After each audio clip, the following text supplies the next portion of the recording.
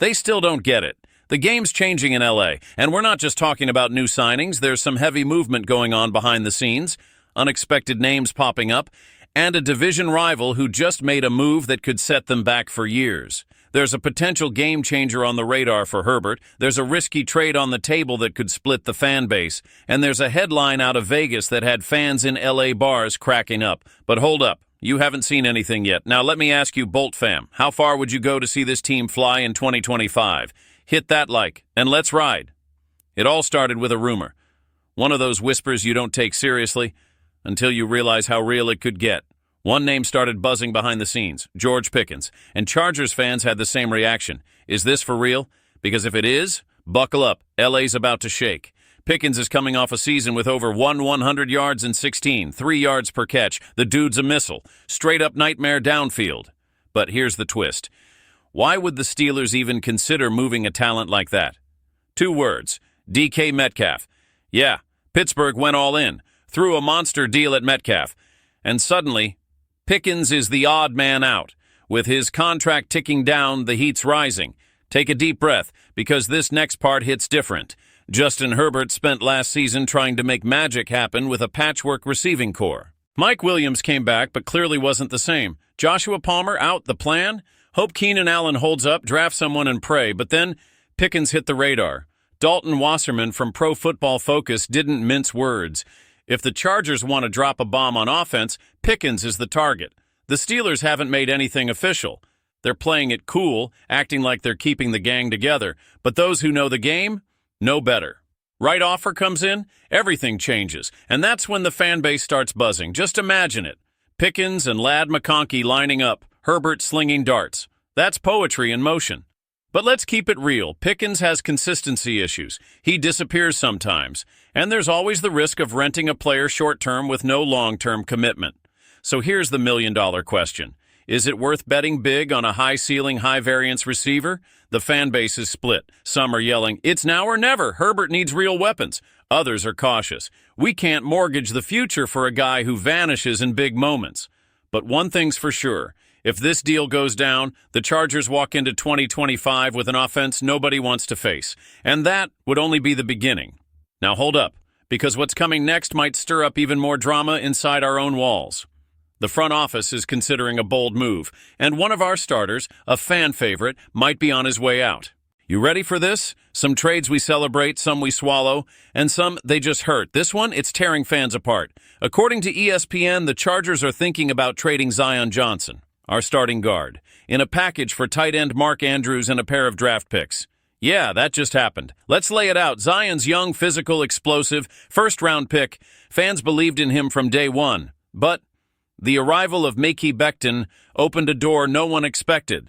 The idea of moving a starter to fix a long-standing hole. Mark Andrews, 3-time Pro Bowler, red zone monster. And the kicker? He knows Greg Roman's system like the back of his hand. They ran it together in Baltimore for years. The chemistry's built. The fit is seamless. Suit up and go. But wait. Does that justify giving up someone like Zion? Bill Barnwell's mock scenario breaks it down. Chargers send the 22nd pick and Zion to Baltimore. In return, the 27th pick, a 4th rounder, and Andrews. Is it fair? Depends who you ask. Online, it's a war zone. Forums are lit up. We're giving up our future O-line anchor for a 30-year-old TE? How can we let go of our homegrown guy? But Andrews had 11 touchdowns in what people called a down year. Here's the other side. This move gives the Chargers 11 total picks in the draft. Enough ammo to fill every gap, wide out, D-line, secondary, and still come out swinging next season. Now picture the instant impact. Andrews steps into this offense, and it's like strapping a turbo to a V8.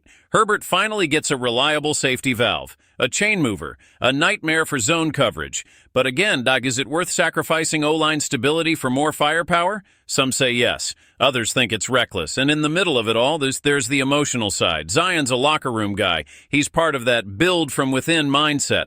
Trading him now could send the wrong message. But what if he's the key piece that unlocks this offense for good? That's what's keeping fans up at night, a trade that could supercharge the attack or leave a gaping hole in the trenches. And now comes the twist, because while we're out here making calculated moves, one of our division rivals just pulled the most expensive and laughable decision in recent memory. Get ready. You're either gonna laugh or breathe the biggest sigh of relief. the NFL is chess. But sometime, your rival's playing like a Vegas tourist on tilt. Enter the Raiders. The news hit like a bomb, and L.A. lit up with laughter. Geno Smith. Yes, that Geno Smith is now a Raider. And here's the kicker. They're paying over $100 million to make it happen. Not a joke. After sending a third-rounder to Seattle, the Raiders locked in Geno as QB1, pairing him with new head coach Pete Carroll, fresh out of the Pacific Northwest. The pitch? Stability. The delivery? A 34-year-old QB who threw 15 picks last season, with Metcalf, Lockett, and JSN catching passes.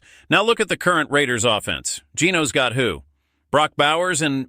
what, prayers? Double-team Bowers and it's over. Game plan complete. Meanwhile, the Chargers are chillin', because if there's one thing we love, it's watching a rival fumble the bag with confidence. The Raiders' O-line? Still weak. Geno with a clean pocket? Maybe. Geno under pressure? Count the turnovers. And here's the wildest part, and they're calling this a long-term plan. Geno turns 35 this season. This isn't a rebuild. This is desperation dressed up as strategy. In LA bars, the reaction was instant. Thank you, Vegas. You just threw away another season. $100 million for a QB Seattle didn't even fight to keep?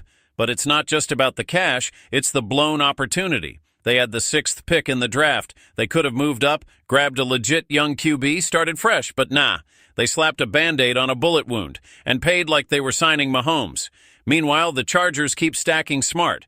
Pickens on the radar, Andrews in the mix, an offense that could blow up at any moment. And with Geno now leading one of our biggest rivals, that sweep in the regular season just got a lot more likely. So I'll ask you this, Chargers Nation. If you had to bet on one AFC West team collapsing in the next 2 years, wouldn't all your chips go on the Raiders too? Here in LA, we're laughing, but we're staying sharp, eyes on the prize, and we're not done. There's one more piece you need to hear. The final twist that'll hit you right in the heart, because if this team's taught us anything, it's that you don't build an empire with safe moves. Pickens is fire. Andrews is precision. And watching the Raiders spiral? Just the cherry on top. But none of it means anything. If the fans don't believe, if the stands don't stay loud, if the front office doesn't have the guts to go all in. So tell me, which of these 3 moves would you make today? Who would you let go? And who deserves to wear the bolt on their chest? Like a comment, subscribe. This is Blood, Grit, and Chargers till the end.